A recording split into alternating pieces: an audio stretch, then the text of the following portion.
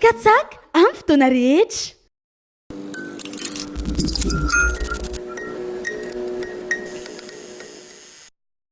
Eh bien, je suis Harry Nao, auteur, compositeur, interprète, et puis j'ai été un petit peu repéré dans la communauté malgache parce que j'ai fait des traductions de titres malagasy vers le français. Si tu ne me crois pas, ça changera. Écoute attentivement. Ce soir, je ne fais pas semblant. Je t'aime un peu comme un grand enfant, mais je ne rigole plus dorénavant. J'aimerais vraiment que tu vois. Depuis que t'es là, mon cœur bat seulement pour toi. Et grâce à toi. Déjà, je vais être honnête, c'est pas du tout une idée de moi, c'est-à-dire qu'il y en a beaucoup sur internet qui le faisaient déjà, sur YouTube, il y a beaucoup de gens qui faisaient des traductions de l'anglais vers le français. Il s'avère que moi, je ne parle pas malgache, mais j'ai toujours suivi plus ou moins l'actualité musicale de Madagascar, et il y avait des tas de chansons que j'adorais. Des chansons, je dirais, modernes, typiquement Shine, Rap Roots, etc. Et j'étais embêté parce que je ne les comprenais pas. Et en fait, je me suis rendu compte qu'il y a beaucoup de jeunes malgaches en France qui, comme moi, ne comprennent pas nécessairement le malgache. Dû à plein de raisons d'ailleurs. Et c'est dommage parce qu'en fait, ça te coupe nécessairement un peu de ta culture là-bas. Du coup, moi, ce que je me suis dit, c'est si je traduisais ces chansons que je kiffe, ça pourrait peut-être permettre aux jeunes d'ici de comprendre ce qu'on raconte, ce que ces chansons racontent, et peut-être indirectement du coup de se raccrocher aussi à leur culture.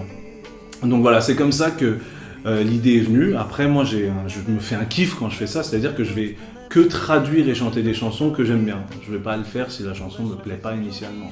Et ce qui me rend le plus fier, c'est que grâce à cette démarche, il y a même des non-malgaches qui découvrent finalement les chansons initiales. Ils découvrent d'abord ma version et après les chansons originales, et ça me rend super fier parce que ça permet de faire briller Madagascar sous un autre prisme.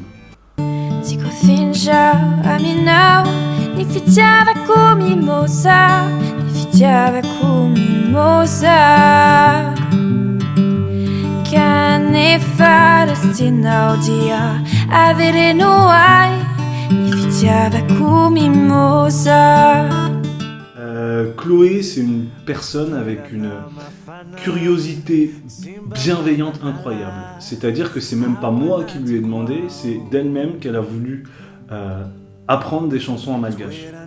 Donc comment ça se passe? C'est simple, elle découvre la chanson au début, et puis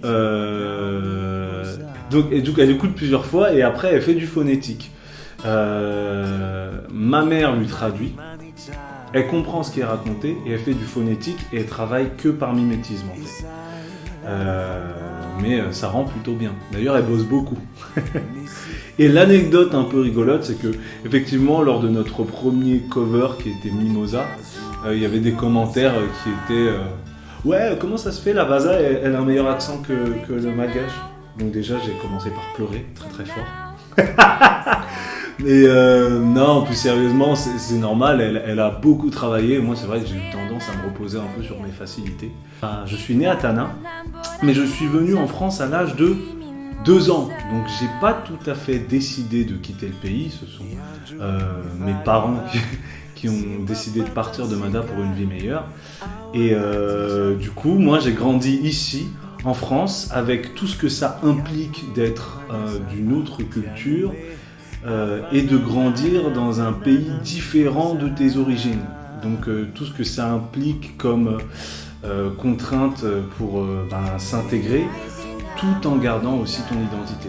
Et ça, c'est une longue quête, et c'est, je pense d'ailleurs, le thème qu'au fur et à mesure, dans les dernières chansons, je dessine le plus souvent.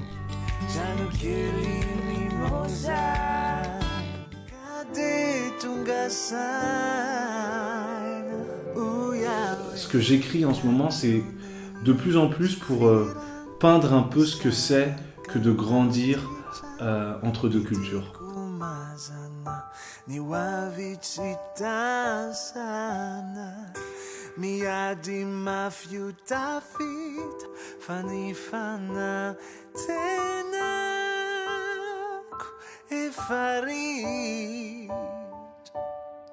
Et une chanson comme Avenir, c'est tout simplement une chanson qui raconte la vie de n'importe quelle personne qui est partie de chez elle pour un avenir meilleur.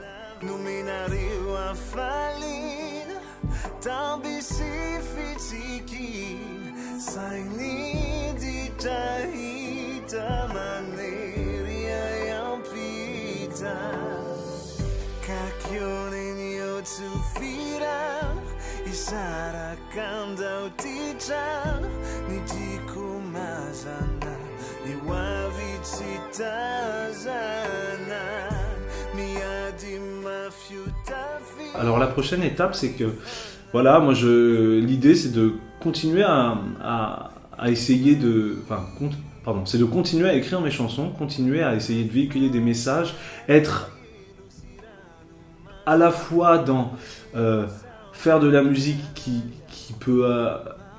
est écoutable, où les gens s'amusent, mais qu'en même temps il y ait quelque chose qui soit raconté. Moi, ça m'importe vraiment beaucoup de malgré un air potentiellement superficiel, qui ait de la profondeur. Oh, Jérémy Morel rejoint Madagascar. Les défenseurs des Lions, là? Ouais, trop cool. Voilà, donc moi il y avait deux optiques, deux objectifs pour cette chanson. La première, c'était de répondre aux haters, déjà, directement, assez intelligemment, plutôt que de répondre sur des commentaires, écrire une chanson où je leur fais un petit pied de nez, je trouvais ça rigolo. Et puis la deuxième chose, c'était aussi de redonner un peu de fierté peut-être aux jeunes de malgaches d'ici qui peuvent tourner le dos à Madagascar et dire regardez, il y a même des gens qui jouent en Ligue 1 qui vont aller redonner de la force au pays.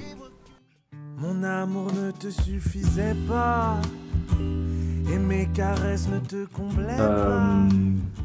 Maintenant, me produire étranger, moi c'est simple, je vais là où les gens m'appellent. C'est-à-dire que si ma musique elle prend demain au Turkménistan, j'irai faire des concerts au Turkménistan. En ce qui concerne Madagascar, j'aimerais vraiment beaucoup venir à Mada, plutôt dans l'optique de concerts entre guillemets normaux. J'ai pas encore pour l'instant rencontré des personnes pertinentes pour organiser ce genre de concert au pays. Moi j'ai pas vraiment de contact là-bas, donc c'est compliqué d'ici sans avoir les connaissances de l'organiser, c'est pour ça que ça s'est pas encore fait.